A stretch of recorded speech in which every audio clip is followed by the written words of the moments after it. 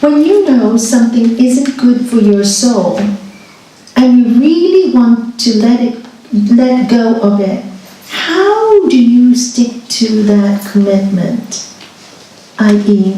alcohol? If you really know it's not good for your soul, how do you stick to that commitment? You know it's not really good for you. You just have to make what we call a sankalpa. A sankalpa is a promise to yourself. A promise. I don't know about you, but when I was young, I went to a Catholic church and we did Lent. And you know how you give up 40 days? Any of you done it in your life? Yes. Yeah, when you go on a detox program, anybody change their diet for a week or 2 weeks? Gave up chocolate. Yes, everybody's done it, right? And before you do that, what do you have to do? You really make a promise. When you go for a detox, for example, which a lot of people are doing, 1 week juicing, right? What do you have to do with the mind first? I'm doing it. I am doing it. It may take you a long time to get there, but you make up your mind. I'm doing it. And then every day you go, I'm doing it. Then you visualize. I mean, this is how I stopped smoking many years ago. I visualized the cigarette and the ashes, and it smelled so bad. I visualized cancer. I visualized, oh my God, if I take that cigarette, I want to throw up. I hate to throw up.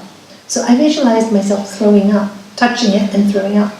And I did this for like 3 months. And then one day I said to my husband, I'm not going to smoke anymore. Ha ha ha, you said it 100 times. So this time I mean it. Because 1, I've been working on my mind, and 2, I have 2 children and I don't want them to smoke. If I am smoking, how can I tell my children not to smoke? I have to give it up. So it was a Sunday, I remember so clearly. Made the promise, made the commitment.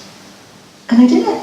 Never smoked ever again. Of course you get the temptations. And you get, anybody who smoked at one time, you start to dream that you're smoking in your sleep or whatever. Weird stuff. And I just go, it's weird stuff. It's mind stuff. It's mind stuff. And you just build, and you also make yourself feel really proud when you resist the temptation. Give yourself a present. Give yourself positive reinforcement. So every time you look at the alcohol and you go, you didn't have it, yes, you feel great, stop jumping. You give yourself positive reinforcement. That will help you want to do it more and more. It's like any addiction, and this sounds like addiction because you can't let it go. Make a promise, find a reason to do it for yourself. And that's how you can do it. That's how I used to do it. And I used to add something. I used to, like, for example, when I was a child for Lent, I would say, I give up. I used to have a bar of Cadbury's Dairy Milk every day. And I'd say, I'll give up for 1 month. So, when you're young, I used to work with the special needs children every Saturday. So that those children can one day find a nice home. So I would focus on that, and so couldn't anybody, temptation come, no, I promise for those kids to have a good home. Do you see, you do it for higher reason, and then you can do it. You can easily do it, because it's not about you anymore. And you feel responsible for somebody else. So, okay, it's okay if I hurt myself, but I can't hurt anybody else. So that's how I used to do it. In the Bhagavad Gita, it says, when you're addicted to something, first of all, first step, stay away from it. Stay away from it. Being in the company of that will make you more addicted. So stay away from the addiction. After a time, although you stay away from the addiction, there will still be a longing for it. There'll still be a longing. So maybe you can stay away, but you still long. That longing will disappear when you realize that you are not this body, not this mind, that you are spirit. And when you've understood that, even that longing will disappear. That's why in the 12-step program, I don't know if you know the 12-step program, the first one is be aware that there's a higher energy. And once you connect with that, all the longing goes away.